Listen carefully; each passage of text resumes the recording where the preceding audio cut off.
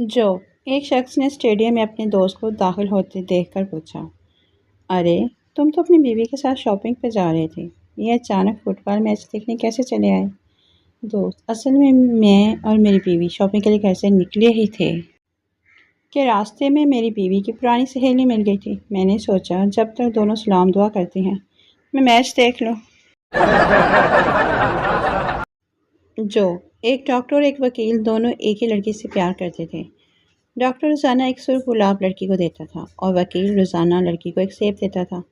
لڑکی کنفیوز ہو گئی اور وکیل سے پوچھا، پیار محبت میں سرخ گلاب کا مطلب تو سمجھ میں آتا ہے، لیکن یہ سیب کا کیا کنیکشن ہے؟ وکیل نے کہا، کیونکہ روزانہ ایک سیب کھانا ہمیشہ ڈاکٹر سے دور رکھتا ہے۔ جو ایک آدمی کی اپنی بیوی سے لڑائی ہو گئی، تو میں اتنی بھری کہ آدمی نے ہاتھ جوڑ کر کہا، بس کر میری ماں، بس کر۔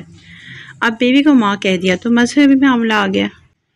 دونوں اپنے گروجی کے پاس گئے تو گروجی نے بڑی کتابیں پرول کر ان کو بتایا کہ اب تم دونوں کو 40 دن تک 400 لوگوں کو کھانا کھلانا پڑے گا۔ بس پھر کیا تھا، بہت خرچہ ہوا۔ آدمی نے گھر کی ایک ایک چیز بیچ کر 40 دن کا 400 لوگوں کو کھانا پورا کیا۔ 41ویں دن دونوں میاں بیوی خالی گھر میں اکلوتی چارپائی پر بیٹھے ایک دوسرے کا منہ دیکھ رہے تھے۔ بیوی بولی، یہ سب تمہاری وجہ سے ہوا ہے۔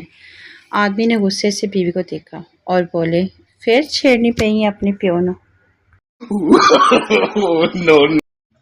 جو رات میاں بیوی میں جھگڑا ہوا، صبح بیوی غصے میں نہ اٹھی، خاوند نے خود ہی بچوں کو ناشتہ کروایا، اسکول کے لیے تیار کیا، بیوی بستر سے گھورتی رہی۔ خاوند بچوں کو لے کر اسکول کے لیے نکلنے لگا تو بیگم اٹھ کر بولی، رکیے چودھری صاحب، آج اتوار ہے۔